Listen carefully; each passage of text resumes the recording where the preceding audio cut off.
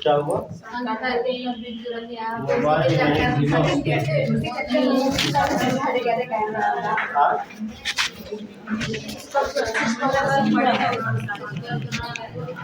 उसको एग्ज़ाम के बाद फिर से पढ़ाएंगे ना पूरा डिटेल में। एग्ज़ाम पहले तो हमें तो नहीं लग रहा है पढ़ पाएगा। चलिए, शिशुपाल वधम श्लोक संख्या कितना? 66 ना। शुरू करें? हेलो, बात मत करिए, सब लोग साथ में पढ़िए। हाँ, चलिए पढ़िए। तपेन वर्षा शरदा हिमागमो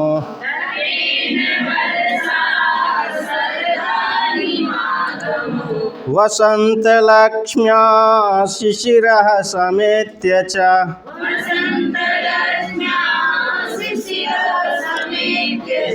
प्रसूनक्लिप्तिं दधतः सदर्तवः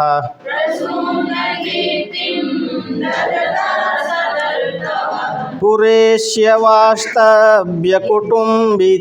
ययुः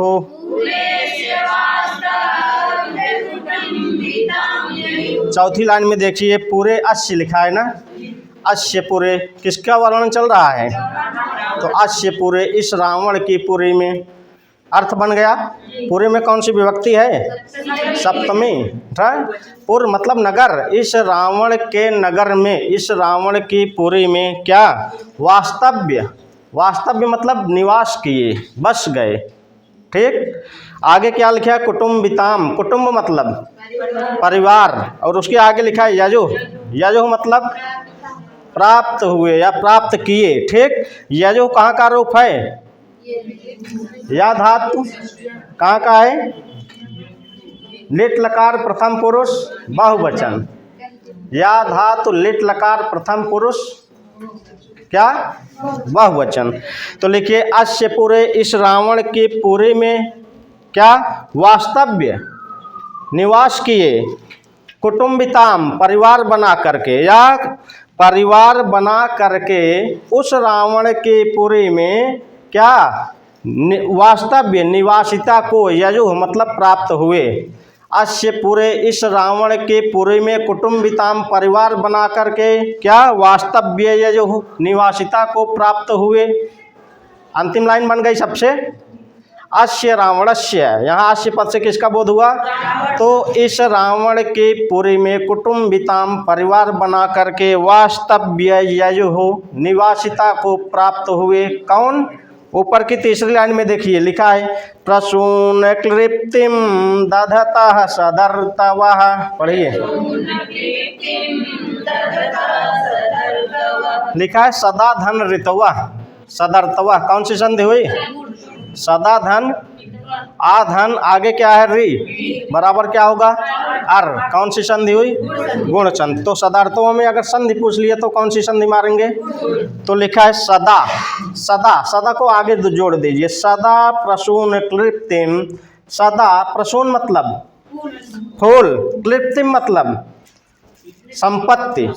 तो सदा फूलों की संपत्तियों को दधता धारण करते हुए ऋतवा, सभी ऋतुएं, ऋतु ऋतु बहुवचनांत है ना, सभी ऋतुओं की बात चल रही है। सदा प्रसू क्या लिखा? सदा प्रसून कृत्रिम, सदा पुष्पों की संपत्तियों को दधता धारण करते हुए ऋतवा, सभी ऋतुएं। ठीक, अश्य पूरे, इस रावण के पूरे में कुटुम्बिताम परिवार बना करके वास्तव्य यजुः वहाँ की निवासिता को प्राप्त हुई। दो लाइन का अर्थ बन गया। यहाँ अश्यपद का प्रश्न पूछेगा, यहाँ से अश्यपद से किसका बोध हुआ? यजुः में कौन सी धातु है? किस लकार का है? किस वचन का है? सदर्थवा में कौन सी संधि है? तो ये समझ में आ गया ना दो लाइन। सदा हमेशा, हमेशा के लिए, प्रसून क्लिप्तिम फूलों की संपत्तियाँ न फूलों की संपत्तियों को दधतः धारण करते हुए ऋतवः सभी ऋतुएं अस्य रावणस्य इस रावण की पूरे पुरी में नगर में कुटुम्बिताम परिवार बना करके क्या वास्तव्य यजु वहाँ की निवासिता को प्राप्त हुई। ठीक। अच्छा, परिवार भी बनता है तो एक पति एक पत्नी होगा तभी परिवार बनेगा, एक पुल्लिंग होगा एक नपुंसकलिंग होगा तभी परिवार बनेगा। ठीक। तो देखिए ऊपर की लाइन में परिवार कैसे बना है,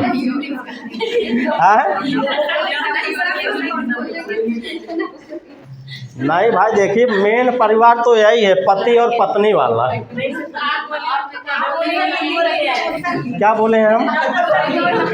अरे मुंह से जल्दी जल्दी निकल गया होगा।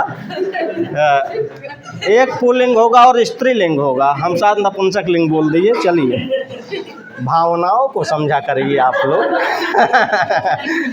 ठीक, जल्दी जल्दी में ये हो रहा है। चलिए अच्छा देखिए कौन किसके साथ परिवार बना रहा है। 6 ऋतुएं परिवार बना के उस रावण की पुरी में वहाँ की निवासिता को धारण कर ली है। तो कौन ऋतु किस ऋतु के साथ परिवार बना रहा है, कौन ऋतु यहाँ स्त्री है और कौन पुल्लिंग है। यहाँ देखिए देखिए तपेन वर्षा, यहीं तक पढ़िए तपेन वर्षा। अच्छा वर्षा लड़की का नाम हो लड़किया के, ये स्त्रीलिंग का हो गया। तपेन गर्मी के साथ, तप ना, तो जो वर्षा ऋतु है वह किसके साथ, गर्मी के साथ, ग्रीष्म ऋतु के साथ। आगे क्या लिखा है, शारदा हिमागमो। शारदा के कर नाम होता है, हो गया ना। जो शरद ऋतु है वह हेमंत ऋतु के साथ, हिमागमो, हिमागमा मतलब हेमंत ऋतु। ठीक। और नीचे आइए वसंत लक्ष्मिया, वसंत की शोभा के साथ कौन, शिशिरा। नीचे आइए दूसरी लाइन में वसंत लक्ष्मिया, वसंत श्री के साथ कौन, शिशिरा, शिशिर ऋतु। आगे लिखा समेत्य च, समेत मतलब मिल करके, च मतलब और। तो तपेन वर्षा, वर्षा ऋतु जो है वह ग्रीष्म ऋतु के साथ, और शरदा हिमागमो हेमंत ऋतु शरद ऋतु के साथ। च और क्या, वसंत लक्ष्मिया, वसंत की शोभा के साथ, शिशिर, शिशिर ऋतु क्या, समेत मिल करके। अश्य पूरे इस रावण के पूर्व में कुटुम्बिताम परिवार बना करके वास्तव्य यजु वहाँ की निवासिता को प्राप्त हुई। बन गया, कोई दिक्कत। ये पूछ लेगा। देखिए सारी ऋतुएं भी रावणवा के यहाँ परिवार बना करके रहने लगी हैं, उसका प्रताप इतना था सबको अपने बस में कर लिया है। अब भाई कोई कहीं जा नहीं पा रहा है और वह हमेशा हमेशा के लिए। अच्छा ऋतुएं भी कैसे, आगमा लिखा है ना प्रसून क्लिप्तिम, वो हमेशा हमेशा के लिए क्या फूलों को संपत्तियों को धारण की हैं, शोभा ओकरे महल का एक बढ़ावत है। इन सब जने सदा लिखा है ना, हमेशा हमेशा के लिए। ऋतुएं क्या है, मतलब जिस ऋतु का जो फूल है उस ऋतु का वो फूल हमेशा उसके यहाँ जो है प्रफुल्लित हुआ है, खिला हुआ है। तो ऐसे फूल की संपत्तियों को धारण करती हुई जो 6 ऋतुएं हैं, 6 ऋतुएं अश्य पूरे इस रावण की पुरी में कुटुम्बिताम परिवार बना करके वास्तव्य यजु वहाँ की निवासिता को प्राप्त हुई हैं। ठीक, कोई दिक्कत। आगे चलें। तो कौन ऋतु किसके साथ परिवार बनाए इसको आपको जानना है। इसके लिए आपको श्लोक में रट लेना है। तपेन वर्षा शरदा हिमागमो वसंत्य लक्ष्म्या शिशिरा समेत्य च प्रसून क्लिप्तिम दधता सदर्तवः प्रविश्य वास्तव्य कुटुम्बिताम ययुः। आगे चलिए। हाँ ज़्यादा जल्दी हो गया तुका। इसमें क्या नहीं समझ में आया, ऐसा कुछ भी है? ठीक, समझ में आया सबको। चलिए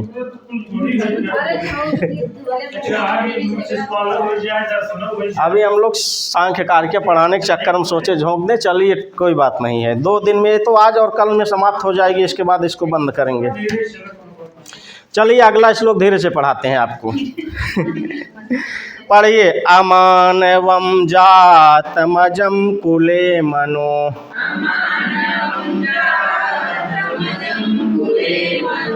प्रभाविनं भाविनमन्तमात्मनः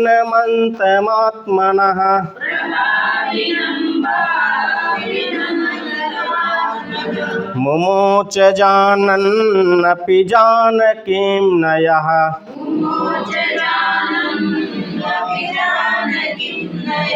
सदाभिमानैकधनाहिमानिनः। अंतिम वाली लाइन सूक्ति वाक्य वहाँ टिक करके अर्थांतरण न्यास अलंकार भी लिख लीजिए। इसमें है किसका वर्णन है? रावण का वर्णन है। ये भी 3 चीजें वहाँ लिखिए। सूक्ति वाक्य है किस ग्रंथ से? शिशुपाल वधम से। किस सर्ग से है? प्रथम सर्ग से। किस कवि से संबंधित है? महाकवि माघ से संबंधित है। ठीक। किसका वर्णन है? इस लाइन में रावण का वर्णन है। कौन सा अलंकार है? अर्थांतरण न्यास अलंकार है। ठीक। तो इसको एग्जाम की दृष्टि से आप लोग लिखिए। चलें पढ़िए। मुमोच जानन्नपि जानकीं नयः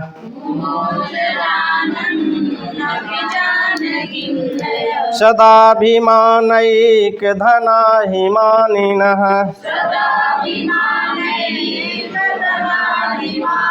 तीसरी लाइन में देखिए लिखा है जानन्नपि जानते हुए भी। ज्ञा धातु से सत्र प्रत्यय लगा है जानन में। ज्ञा धातु से जब सत्र प्रत्यय लगा तो वह वर्तमान कालिक हो गया ना। जानन्नपि जानते हुए भी। क्या आगे लिखा है? जानकीम जानकी को न नहीं मुमोच छोड़ा। जानते हुए भी जानकी को नहीं छोड़ा। कौन? आगे लिखा है यह। क्या लिखा है? यह जिस रावण ने जानन्नपि जानते हुए भी जानकी न मुमोच जानकी को नहीं छोड़ा। अच्छा क्या जानते हुए जानकी को नहीं छोड़ा? ऊपर की 3 लाइन में देखेंगे। पढ़िए। अमानवम जातमजम कुलम कुले मनो तमजम कुले मनो प्रभाविनं भाविनमन्तमात्मनः। लिखा है अमानवम आप मानव नहीं हैं, आप तो साक्षात ईश्वर के अवतार हैं। यह जानते हुए भी जिस रावण ने जानकी को नहीं छोड़ा। बन गया प्रश्न। अमानवम अमानवम जानन्नपि आप मानव नहीं है ऐसा जानते हुए भी जिस रावण ने जानकी को न मुमोच नहीं छोड़ा। और क्या जानते हुए? आगे लिखा है जातम आप उत्पन्न हुए हैं मनोह कुले मन के कुल में। क्या?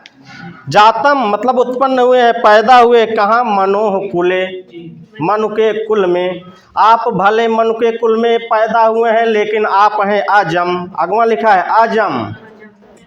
रावण यह जान रहा है केवल आप मन के कुल में पैदा हुए हैं लेकिन आप वास्तव में अजम हैं, अजन्मा हैं। ठीक।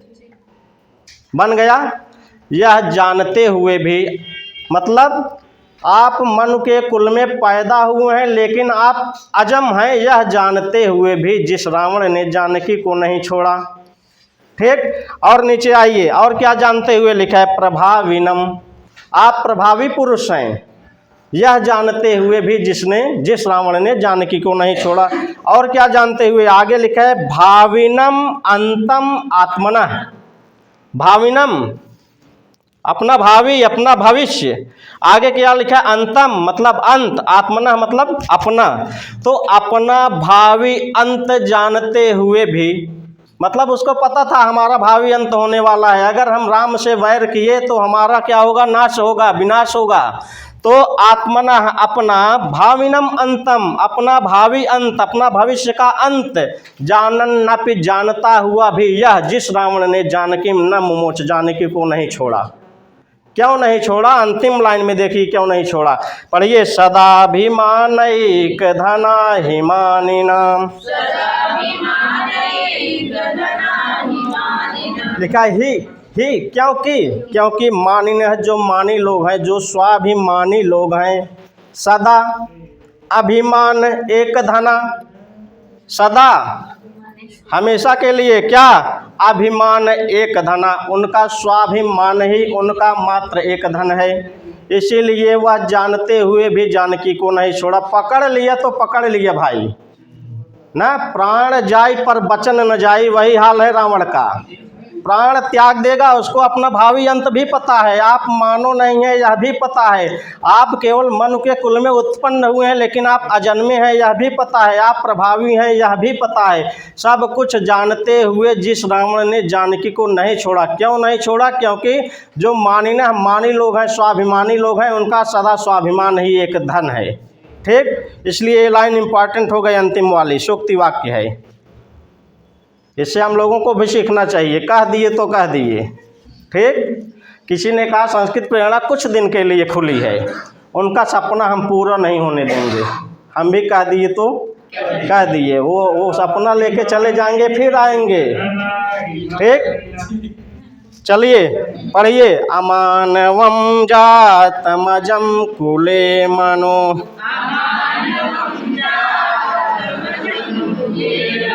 प्रभाविनं भाविनमन्तमात्मनः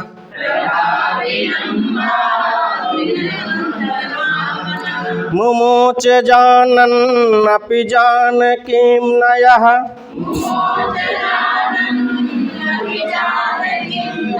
सदाभिमानैकधनाभिमानिनः। समझ में आया? और धीरे चलें। चलिए अगला श्लोक पढ़िए। स्मरत्यदो दाशरथिर्भवन भवान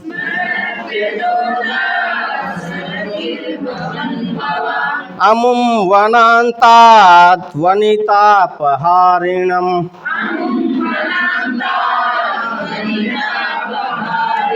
पयोधिमाबद्ध चलज्जलाविलम्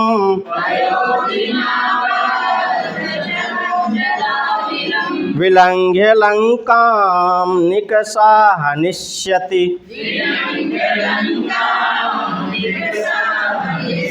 रावण भगवान नारद भगवान श्री कृष्ण से कह रहे हैं स्मरति अधः। अधः मतलब कहाँ का रूप है? अधः शब्द का है। कहाँ का है? किस लिंग में है? नपुंसक लिंग, एक वचन का है ना, प्रथमा विभक्ति एक वचन का है। ठीक, लिखा है अधः स्मरति, वह याद है। वह याद है। भगवान श्री कृष्ण राम वैसे नारद भगवान श्री कृष्ण से कह रहे हैं क्या आपको वह याद है? क्या याद है आगे बताएंगे। स्मरति अधः, वह याद है। ठीक, क्या याद है? आगे देखिए लिखा है दाशरथी भवन भवान। भवान मतलब अच्छा, ये जो भवत शब्द होता है इसके साथ सदा कौन सी क्रिया लगती है? किस वचन किस पुरुष की? अभी बताते हैं रोज सर ना। तो वहाँ देखिए लिखा है भवान। अच्छा, सबसे नीचे देखिए लिखा है हनिष्यति ना। भगवान के साथ कौन सी क्रिया लगी? प्रथम पुरुष की। ठीक, कैसे रूप चलेगा इसका? हनिष्यति, हनिष्यता, हनिष्यन्ति, ऐसे चलेगा ना। चलिए तो देखिए लिखा है स्मरति अधः, वह याद है। क्या आपको वह याद है? क्या? दाशरथी भवन भवान।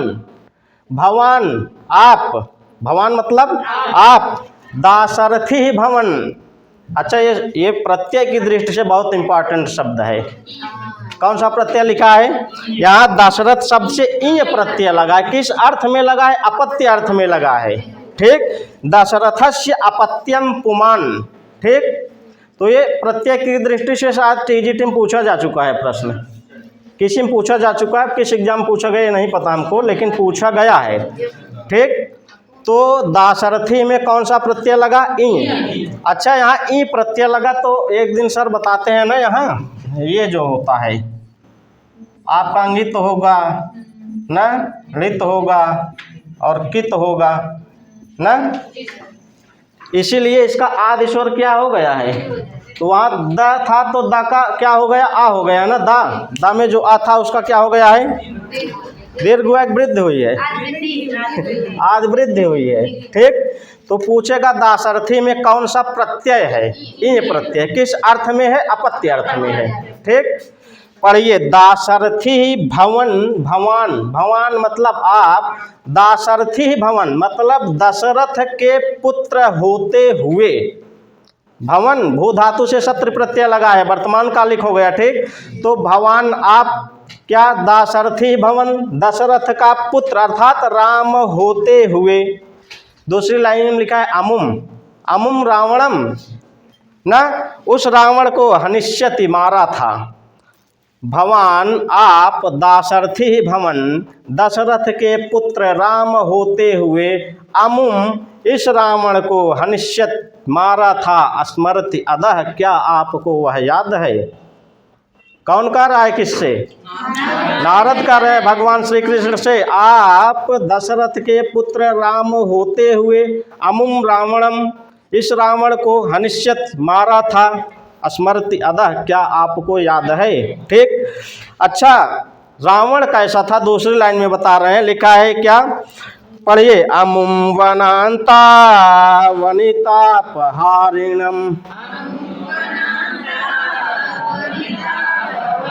लिखा है वनांतात वनिता अपहारिणम ना, वनांतात वन से। अच्छा वो वन कौन था जहाँ से सीता का हरण हुआ था, वन का क्या नाम था? दंडकारण्यक नामक वन था। ठीक ठीक, तो लिखा है वनांतात वन प्रांत से, वनिता मतलब स्त्री का, अपहारिणम हरण करने वाला कौन? अमुम, आगे लिखा है अमुम रावणम। ठीक, तो वन प्रांत से स्त्री का हरण करने वाला कौन? अमुम इस रावण को आपने दशरथ का पुत्र राम होते हुए उसका हनिष्यत, उसको आप मारे थे, क्या आपको यह याद है। ठीक, अच्छा मारे कैसे थे राम भगवान उसको, देखिए तीसरी लाइन में क्या लिखा है, पयोधिमा बद्ध चल जलाविलम, विलंघ्य लंकाम निकषा हनिष्यति। पयोधिम मतलब समुद्र, आगे क्या लिखा है, आबद्ध चल जल आवल, क्या लिखा है, आविलम, तो लिखा आबद्ध मतलब बांध दिए थे। ठीक, आगे क्या लिखा है, चलत मतलब चंचल, आगे क्या लिखा है, जल, आविलम मतलब तरंगे। तो देखिए यहाँ लिखा है चंचल जल के तरंगों वाले उस, देखिए जो चंचल, जिसके जल की तरंगे चंचल थी, ऐसे पयोधिम, ऐसे पयोधि मतलब उस समुद्र के जल को आप क्या कर दिए थे, आबद्ध बांध दिए थे। जब उसकी लहरें भगवान राम उससे वो कर रहे थे ना, समुद्र से प्रार्थना कर रहे थे हमको उस पार जाना है, वो सूखा नहीं, तो भगवान राम जब गुस्सा हो गए तो उसके जल को, उसकी जो तरंगे थे उसको अपने बाण से क्या की कर दिए थे, बांध दिए थे, सुखवा दिए थे ना। तो वही कह रहा है, मतलब चलत जलाविलम, चंचल जल की तरंगों को आबद्ध बांध दिए थे। जल को बांधने के बाद आप उस समुद्र पर क्या बनाए थे, सेतु का निर्माण किए थे ना। तो ऐसे पयोधिम, ऐसे समुद्र को विलंघ्य लांघ करके, चौथी लाइन में आइए, विलंघ्य लांघ करके, लंकाम निकषा लंका के समीप, हनिष्यति आप मारे थे, किसको, अमुम उस रावण को। ठीक, स्मृति अदह क्या आपको वह याद है। ठीक, अच्छा यहाँ निक्सा में कौन सी विभक्ति हो गई, यहाँ इसमें लंका में, लंका में किस लिए हुई, निक्सा के योग में। ठीक, तो स्मृति अदह क्या आपको वह याद है, क्या दाशरथी भवन, भवान भवान आप दाशरथी भवन, दशरथ के पुत्र राम होते हुए, अमुम रावणम उस रावण को क्या हनिष्यत मारे थे। ठीक, रावण कैसा था, लिखा है वनांतात वनिता अपहारिणाम, मतलब जो वन प्रांत से स्त्रियों का हरण करने वाला था, ऐसा अमुम ऐसे उस रावण को आपने चंचल जल के तरंगों वाले समुद्र को बांध करके और पयोधिम उस समुद्र को विलंघ्य लांघ करके क्या किया था, लंकाम निकषा लंका के समीप, हनिष्यत उसको मारे थे आप, क्या यह आपको याद है। ठीक, आगे चलें, कोई दिक्कत। यहाँ अम पद से किसका बोध होगा, दाशरथी पद से किसका बोध होगा, राम का। दशरथ में कौन सा प्रत्यय है, किस अर्थ में है, शिशुपाल वधम के किस सर्ग में है, प्रथम सर्ग में। यहाँ लंका में जो द्वितीय विभक्ति हुई है किस कारण से हुई है। आगे चलिए अगला श्लोक, रावण को मरवा दिए। चलिए पढ़िए। अथोपपत्तिम छलना परोपराम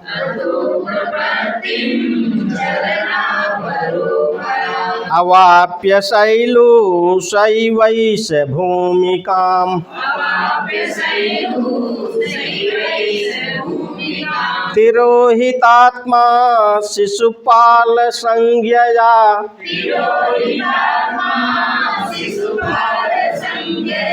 प्रतीयते संप्रतिशोप्य सह परैः।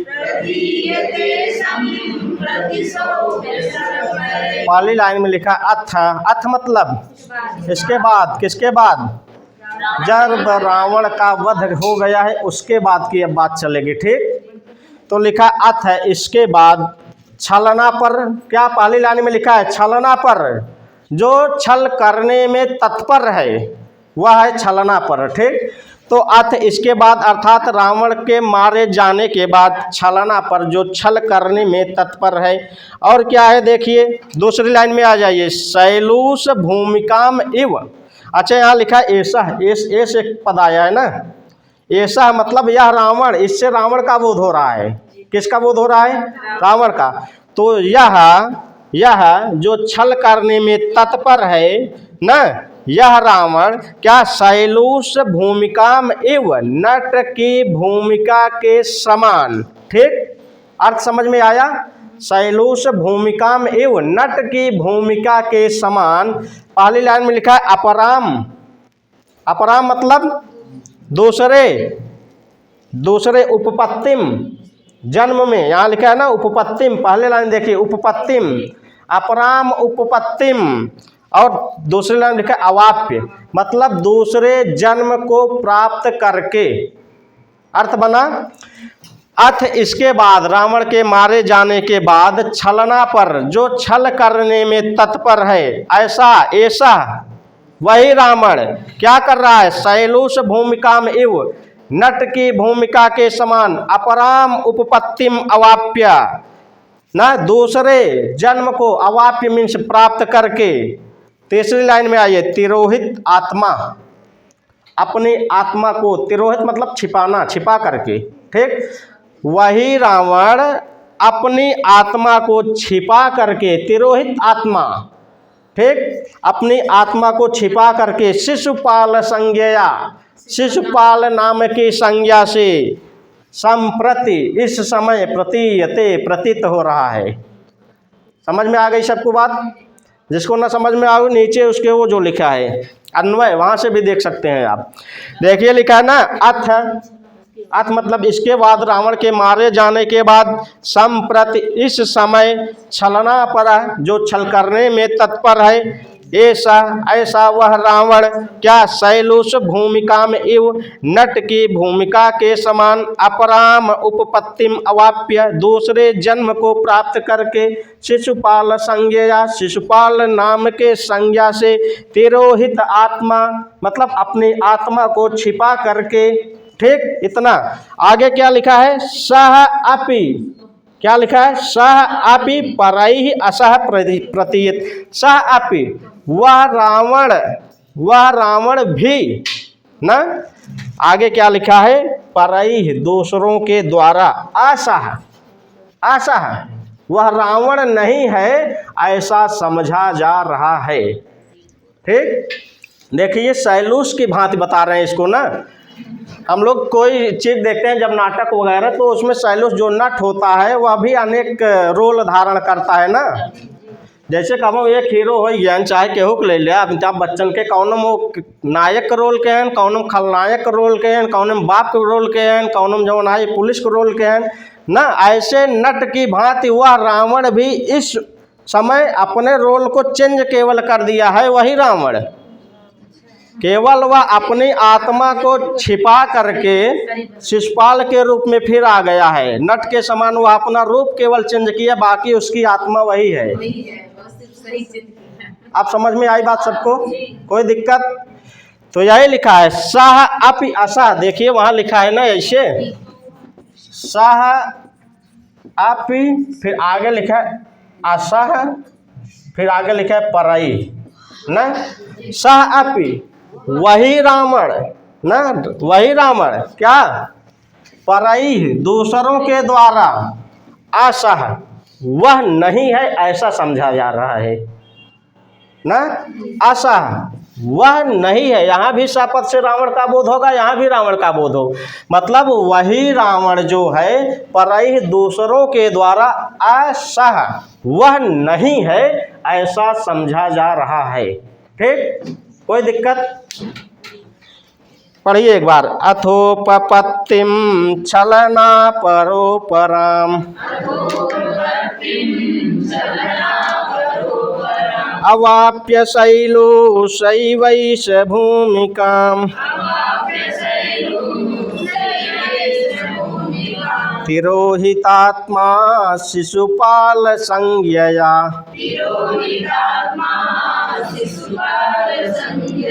प्रतीयते संप्रतिशोप्यसः परैः।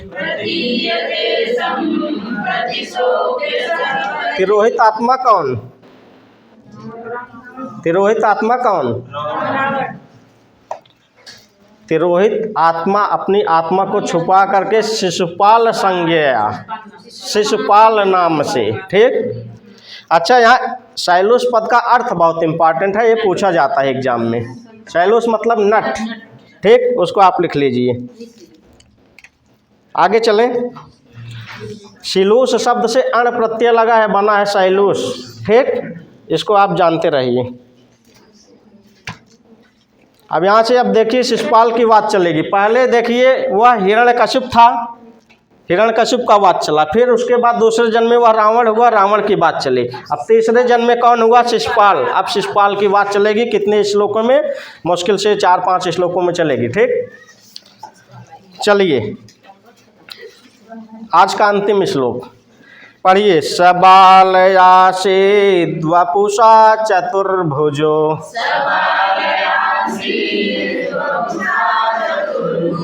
मुखेन पूर्णेन्दुनिभस्त्रिलोचनः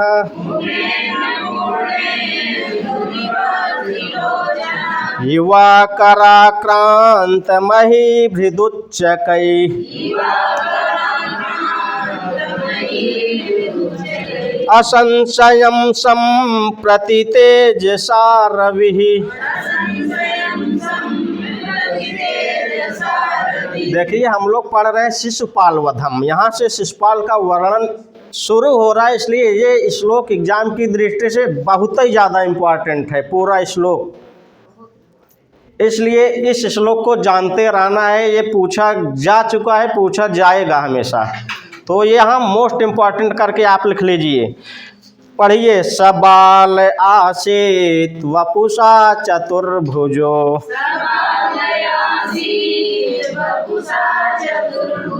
लिखा सह बाल आसीत। सह पद से किसका बोध हुआ? शिशुपाल का। सह बाल आसीत, जब वह शिशुपाल बच्चा था, जब बालक था न। सह बाल आसीत, जब वह शिशुपाल बालक था, तो वपुषा चतुर्भुजो, शरीर से 4 भुजाओं वाला था। अच्छा, यहाँ वपुषा में कौन सी विभक्ति हुई? क्यों क्यों यहाँ तृतीय हो गई?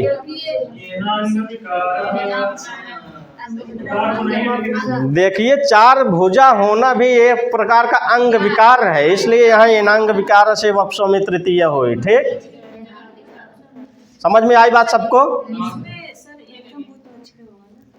अभी बता रहे हैं इत्थम्भूत लक्षणे। देखिए जब चतुर्भुजा और किसी को कहा गया है देवताओं में, विष्णु को भी 4 हाथ हैं, ब्रह्मा को भी तो 4 हाथ हैं। जब उनके अर्थ में हम लेंगे चतुर्भुजा तब तो इत्थम्भूत लक्षणे लगेगा, और जब शिशुपाल के अर्थ में लेंगे तो भाई शिशुपाल तो देवता कोई है ही नहीं, उसका कोई चतुर्भुज कुछ नहीं है ना, वो तो बालक के रूप में पैदा हुए, उसके 4 हाथ हो गए, इसलिए वो अंग विकार हो गया एक प्रकार से, तो इसलिए वहाँ तृतीय लग गई। ठीक, शुरू करें। चलिए पढ़िए। सबालयासे वपुषा चतुर्भुजो लेखा सह बाल आशित। ये आशित पद कहाँ का है? आज धातु का किस लकार में है? लंग लकार प्रथम पुरुष एक वचन में क्या बनेगा? आसित। स बाल आसित, जब वह बालक था तो वपुषा चतुर्भुज, शरीर से 4 भुजाओं वाला था। यहाँ दो अर्थ निकलेगा, अभी एक अर्थ जानिए फिर बताएंगे।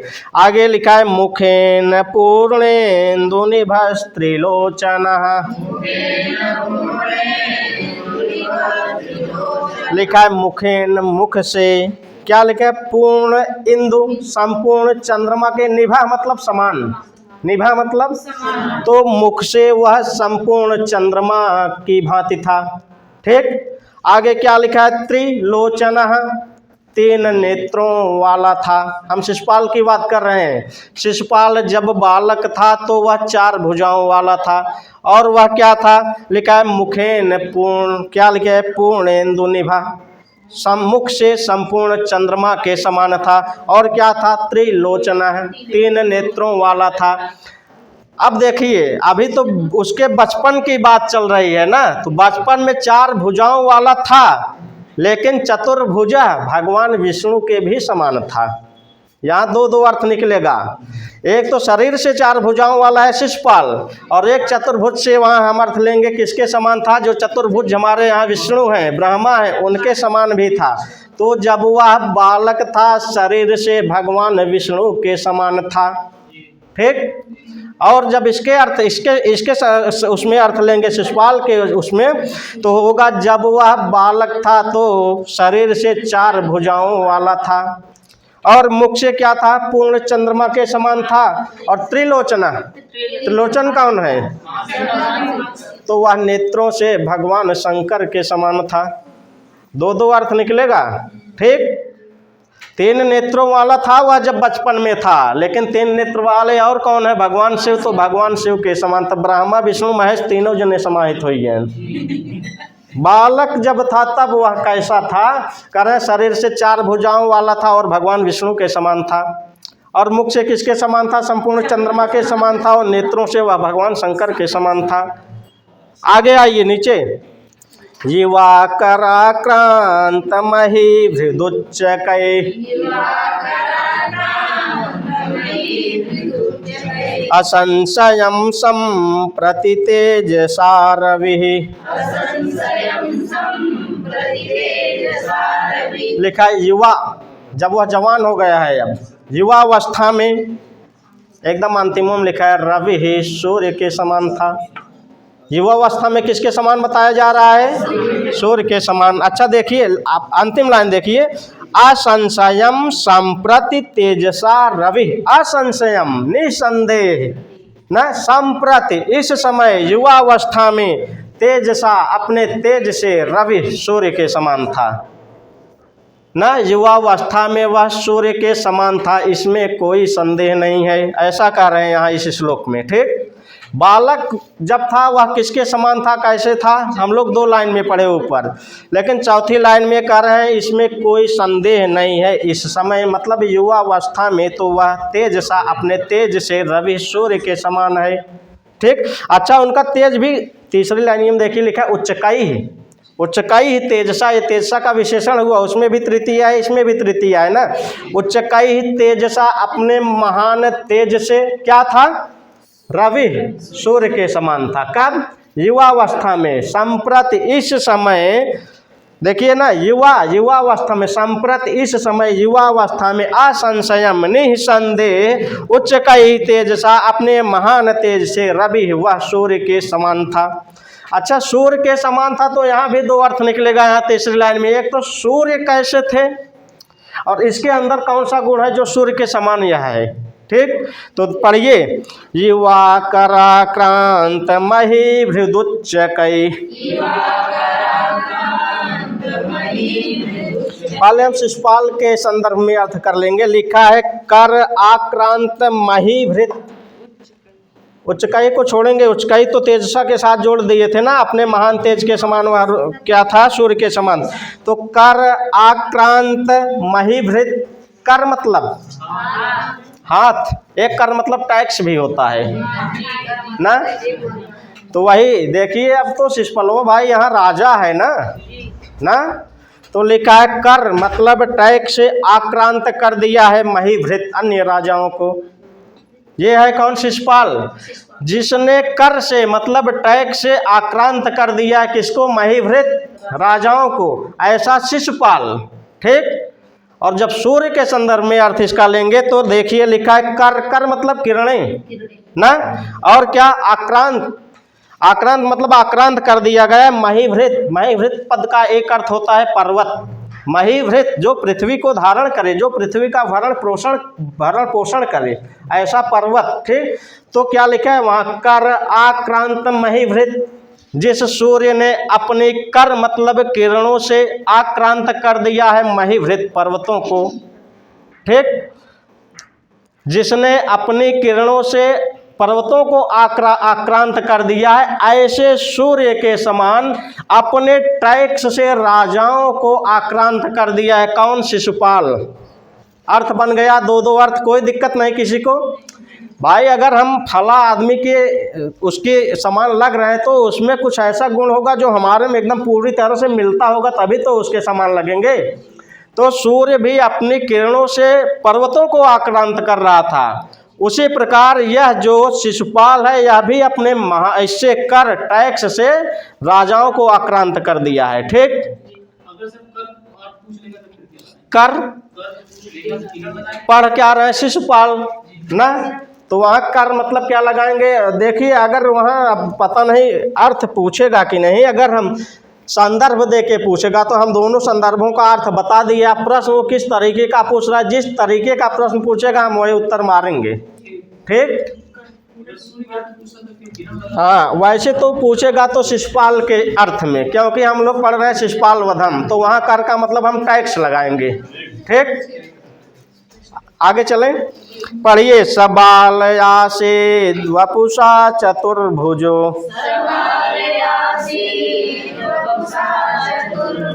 मुखेन पूर्णेन्दु निभस्त्रिलोचनः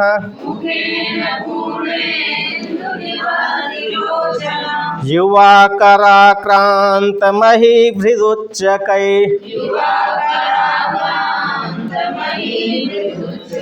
असंशयं सम्प्रति तेजसा रविः। आज के लिए इतना ही शिशुपाल वध, कल समाप्त हो जाएगा। ये प्रवक्ता का एक बड़ा ग्रंथ समाप्त होने जा रहा है कल। ठीक। उधर हम लोग संज्ञा प्रकरण समाप्त करके संधि समाप्त करने वाले हैं। आप लोग ऐसे लगे रहिए, बहुत जल्दी आप लोगों का कल्याण होने वाला है अब।